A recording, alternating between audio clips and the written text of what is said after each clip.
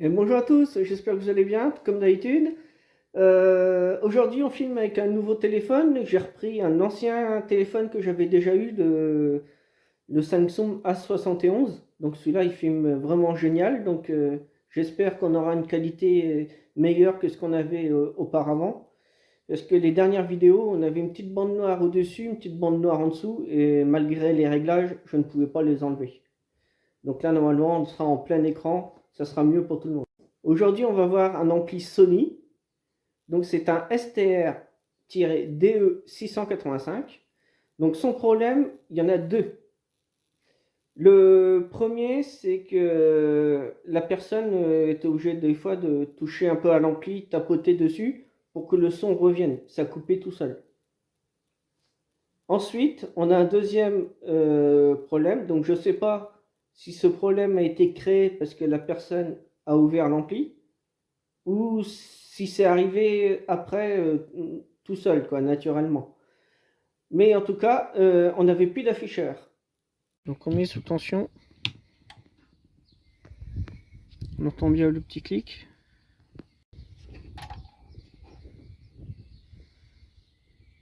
On l'entend sortir de veille.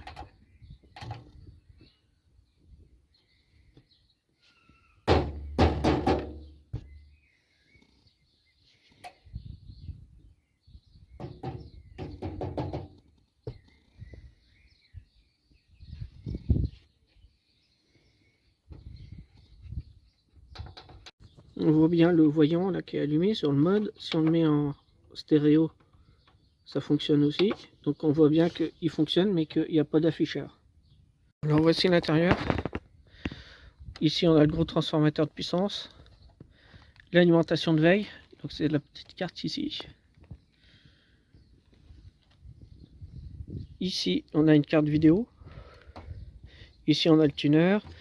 Ici, on a la carte principale de gestion. Donc dessus, on a des régulateurs de tension. On a également tout le traitement audio.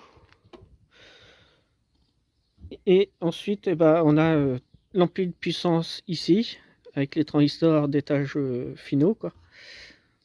Ça, c'est l'amplification en courant. On va avoir l'amplification en tension qui se fait avec les amplis OPS. Et on va avoir les drivers. Donc c'est des amplis drivers qui fournissent le courant nécessaire pour la base de chaque transistor de puissance. Ici, on a la protection avec les relais qui commutent les sorties HP. Et ici, on a la carte avec toute la façade avant et les touches, les fonctions, tout ça. Donc, l'alimentation, elle arrive ici par ce bandeau. Vous voyez, c'est écrit F1, F2, moins 30, etc. Et après, ça repart par ce câble NAP pour aller ensuite sur la carte afficheur. Donc, comme on n'a pas d'affichage du tout sur l'afficheur, il n'y a rien du tout. Pour commencer, on prend un multimètre. On se met en mode tension, calibre 20 volts. On se met en AC. Et lorsque l'appareil est sous tension, attention à ne pas déborder, on va venir mesurer entre F1 et F2. Donc là, dans mon cas, je trouve 4,3 volts en AC. Donc là, c'est bon. Ensuite, pour continuer, on va appuyer pour se mettre en DC. Je vais prendre le calibre 200. Et ensuite, je vais mettre ma touche noire ici. Je vais venir mesurer le moins 30 volts. Et là, j'ai 1 volt. Donc, il y a un gros souci. Et si on remonte les fils, on va arriver dans cette partie-là, qui est ici. Dans l'immédiat, pour arriver à accéder au transistor, pour le contrôler la diode Zener et tout ça, il faut qu'on enlève tout. On enlève cette carte-là, câble NAP, tuner, la carte vidéo, et on va venir enlever ce connecteur-là, qui c'est l'anime de veille standby qui passe par ici et qui repasse par tout le bandeau afficheur.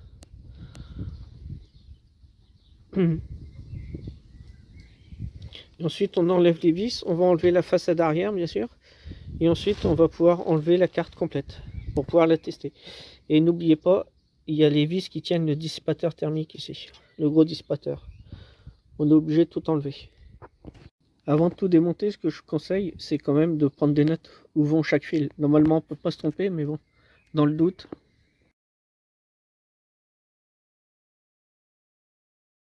Bon, notre transistor, il se trouve là. Donc, je l'ai mesuré en mode diode. Donc, sur ce multimètre, je me mets ici. Là, il est en mode bip. Je vais appuyer une fois pour me mettre en mode diode. Et ensuite, je teste mon transistor. La base, elle est à droite. Donc, de ce côté-là, c'est bon. Ensuite, j'ai pris la patte du milieu, donc c'est le collecteur du transistor. Ici, c'est un strap. Et on arrive ici sur une résistance. C'est la R803 qui fait 4,7 ohms. Et nous, elle est coupée. Donc je l'ai mesuré en ohms, à calibre 200 ohms. C'est le plus petit calibre que j'ai sur le multimètre. Et quand je mesure entre les deux pattes, eh ben, elle est cramée. Donc il va falloir la changer. Donc c'est un modèle 1/8 de watt. Et nous, on va remplacer par un modèle 1/4 de watt. Et ensuite, on va refaire les soudures. Ce que vous voyez là, ça, c'est une soudure sur un relais. Donc celle-là, elle est HS. Il faut la refaire. On va refaire les soudures du transistor. On va regarder un peu partout. Parce que j'ai vu qu'il y avait pas mal de soudures qui étaient défectueuses. Donc dans notre cas, une simple petite résistance qui est cramée. Obligé de tout démonter juste pour ça. Donc petite erreur de ma part. J'ai mis FL1 que j'ai barré par la suite et FL2. C'est tout simplement sur la carte, c'est repéré par F1 et F2. Ça varie d'un ampli à l'autre. Des fois, on peut avoir FL ou des fois F1 par exemple, comme dans notre cas. Donc, ce qu'il faut savoir, c'est qu'on a un microcontrôleur qui est placé derrière le bandeau afficheur, enfin la carte avec l'afficheur et les boutons on-off, réglage volume, tout ça, c'est sur la même carte. Donc ce microcontrôleur, lui, il a besoin d'une tension de moins 30 volts pour fonctionner. C'est comme ça. Ne me demandez pas pourquoi, c'est comme ça, il a besoin de cette tension-là. Ensuite, ce microcontrôleur, donc il reçoit des informations, par exemple les touches mises en veille, etc. Il va envoyer des informations sur l'afficheur. Mais l'afficheur, pour qu'on puisse y voir quelque chose, vous avez un petit filament. Alors, si vous faites tomber un appareil, par exemple, ou que vous donnez une petite tapote sur petite tapote, c'est faire comme ça sur l'appareil, vous allez entendre un petit bruit de ressort au niveau de l'afficheur. C'est tout simplement le petit filament dedans qui va bouger. Donc, ça, c'était alimenté par une tension de 4,2 volts en alternatif. Donc ça, l'alimentation était bonne. Par contre, le microcontrôleur, lui, qui va venir envoyer les informations pour afficher sur mon afficheur, eh bien, je n'avais aucune information qui arrivait dessus, enfin qui sortait du microcontrôleur.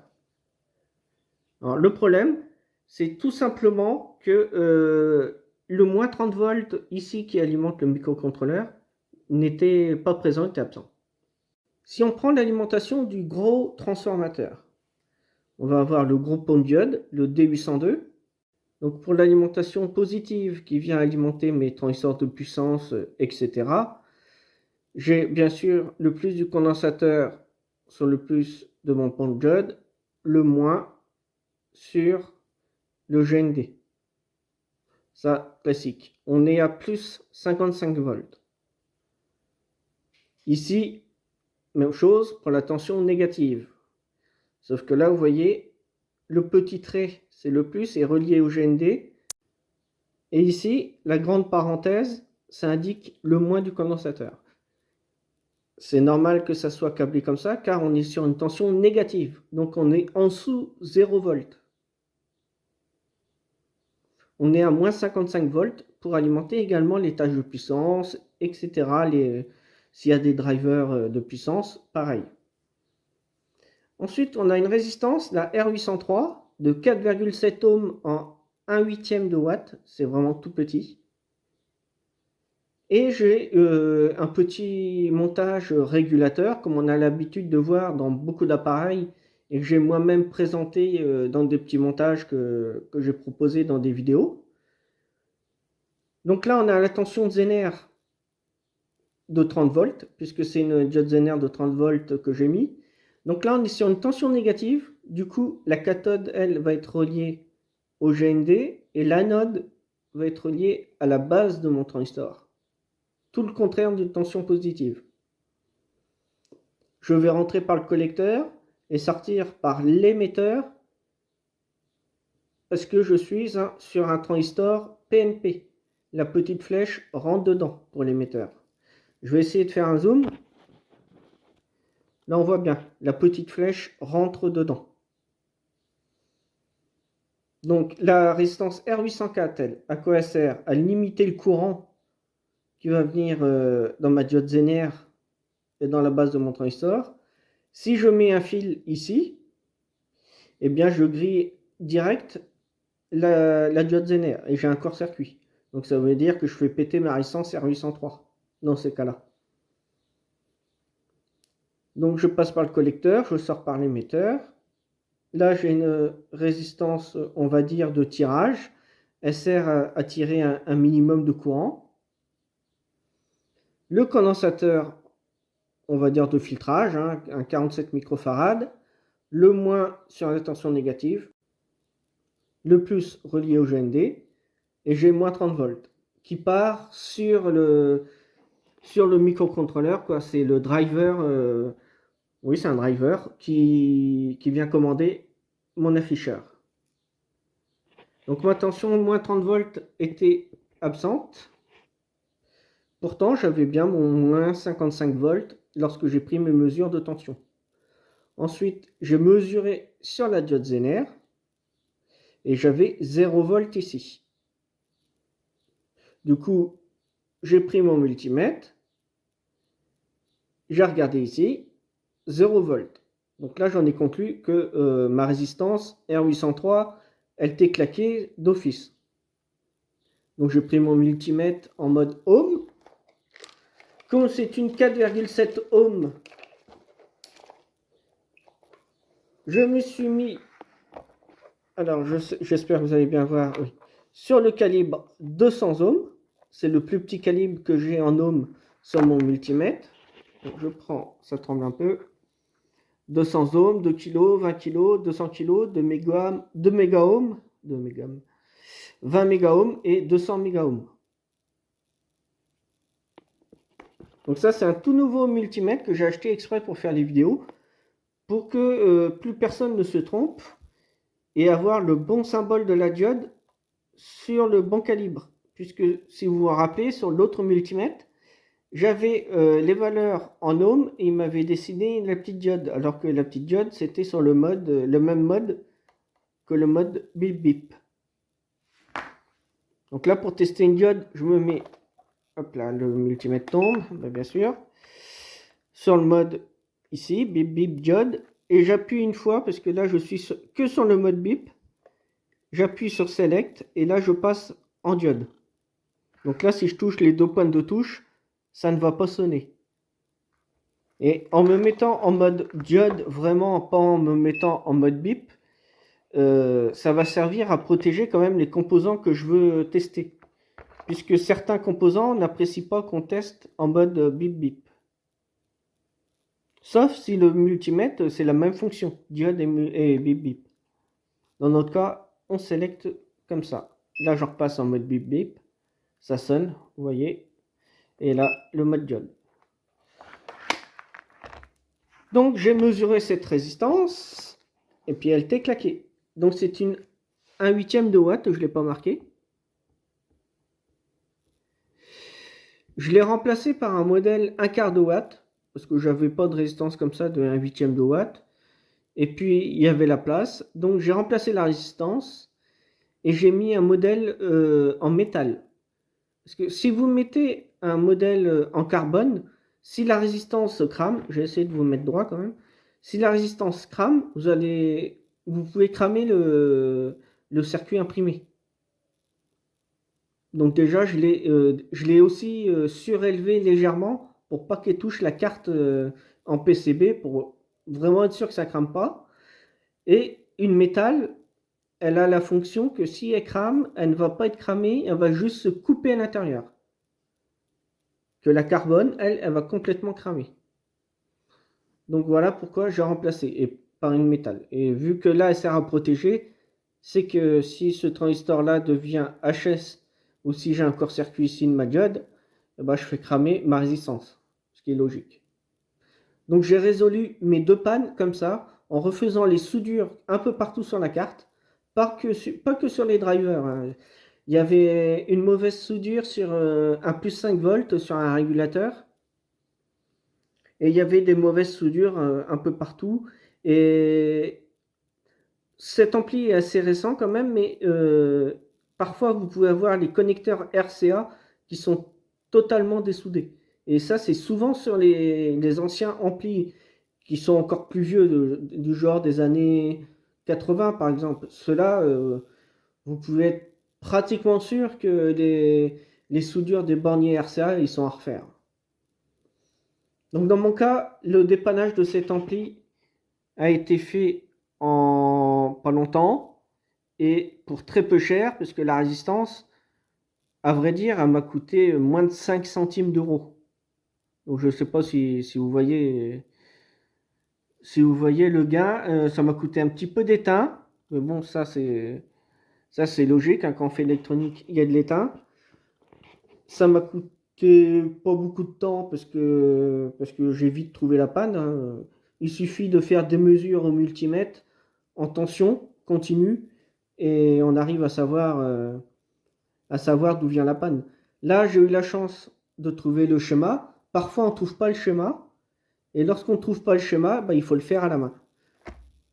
Donc, moi, je l'ai fait comme ça à la main auparavant. C'est avant que je télécharge le schéma pour voir comment c'était conçu.